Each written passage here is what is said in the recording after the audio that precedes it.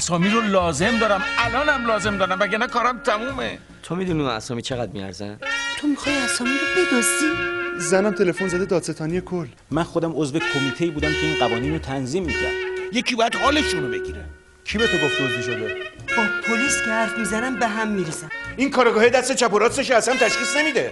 من اومدم اینجا کار کنم، بعد میبینم گشتاپو جلوم سبز میشه.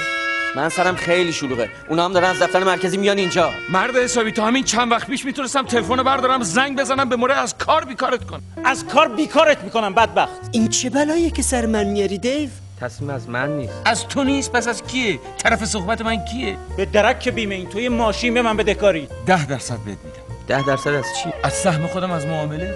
کسی که زمین پهلوی تو رو خریده بهش پیشنهاد شده زمینش رو به قیمت خیلی بالاتری بفروشه. متاسفم جورج، تو شریک جرمی. حقیقت رو بگو جورج، همیشه حقیقت رو بگو. اسم شما چیه؟